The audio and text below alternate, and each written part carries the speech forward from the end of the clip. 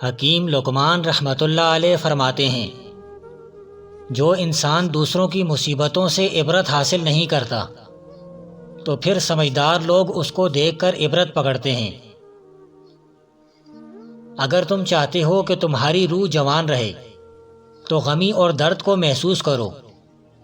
جتنا درد تم حاصل کرو گے تمہاری روح اتنی جوان ہوتی جائے گی۔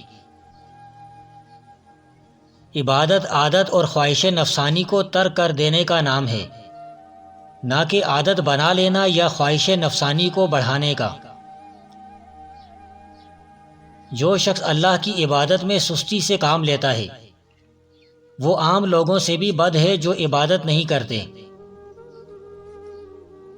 دنیا میں رہتے ہوئے آخرت کی فکر کرنا اور موت کی تیاری کرنا ایک افضل عبادت ہے۔ جس کا عقیدہ درست نہیں اس کی عبادت فضول ہے۔ جوں جوں ظلم بڑھتا چلا جائے گا اس کے ساتھ باغیوں کی تعداد بھی بڑھتی چلی جائے گی۔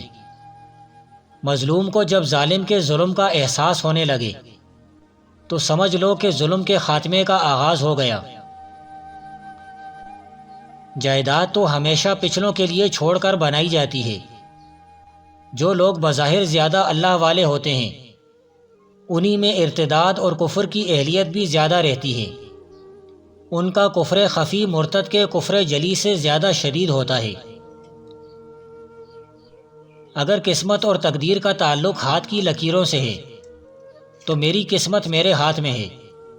مقبرہ تاریخ پر مجاور بن کر بیٹھے رہنے والی قوم جغرافیہ سے محروم کر دی جاتی ہے۔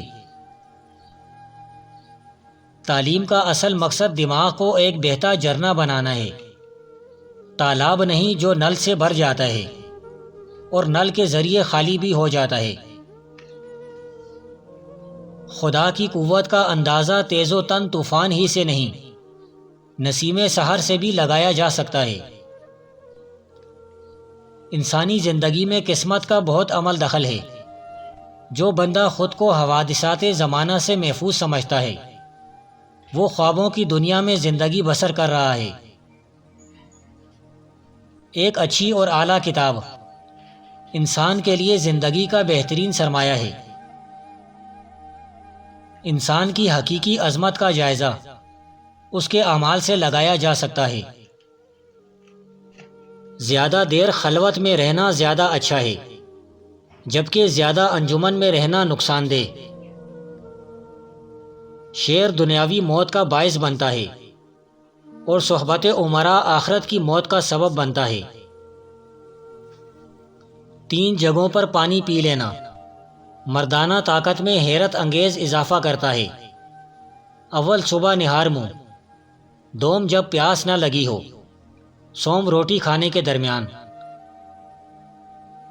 مظلوم کی بددعا سے ہمیشہ ڈرتے رہو کیونکہ ایک مظلوم کی بددعا آسمانی بجلی کی طرح عرش پر پہنچتی ہے۔ جو شخص مسلسل عبادت الہی میں مصروف رہتا ہے وہ مقام کشف و مشاہدہ تک جا پہنچتا ہے۔ لوگ بڑا بننا تو بہر طور پسند کرتے ہیں مگر برا کہلوانا برداشت نہیں کر سکتے۔ جن لوگوں کی موت کسی قوم کے لیے المیہ کی حیثیت رکھتی ہے انہی کے یوم پیدائش منائے جاتے ہیں۔ اس دنیا میں بذات شاید کوئی شے اچھائی یا برائی نہیں، اچھائی یا برائی زاویہ نگاہ کا کرشمہ ہے۔ انسان انمول ہے، ارزاں نہیں۔ کیا آپ 10,000 میں ہاتھ، 20,000 میں ٹانگ اور 1,00,000 میں اپنی آنکھیں بیچ دیں گے؟ دنیا کی بہترین نیکی دوسروں کی عزت کرنا ہے۔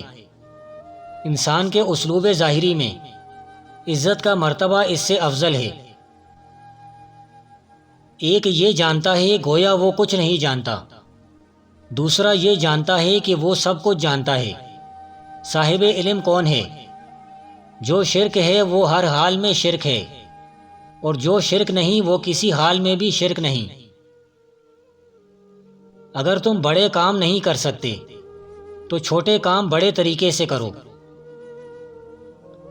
آدمی کا اچھا نہ ہونا بھی ایک طرح کی برائی میں آتا ہے۔ ہر ایک شخص کی تحقیق اس کی اپنی حد نگاہ تک محدود ہے۔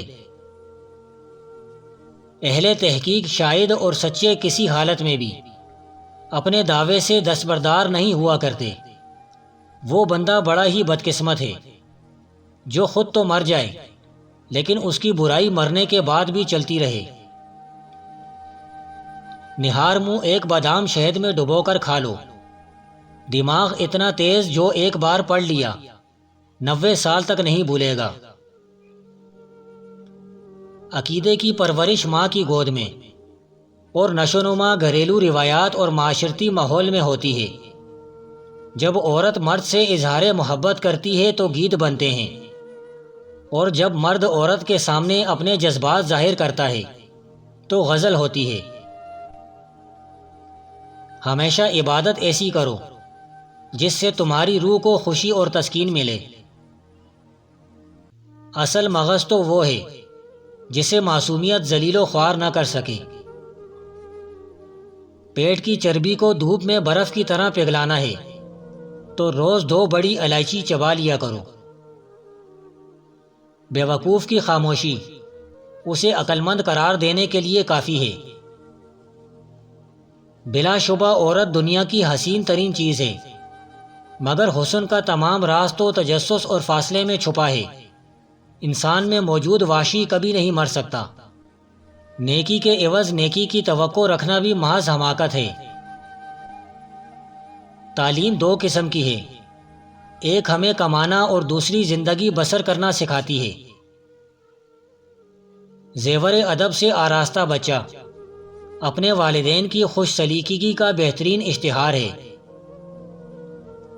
اگر دولت مند ہونا چاہتے ہو تو اپنی بیوی کے گلے میں سورہ اخلاص لکھ کر لٹکا دو، جلد دولت مند ہو جاؤ گے۔ ادب نام ہے انسان کے خیالات اور جذبات کے اظہار کا۔ ان خیالات کی بنیاد تجربات پر ہوتی ہے، یعنی ان کی جڑیں زندگی کے مادی حالات و عوارض میں دور تک پھیلی ہوئی ہیں۔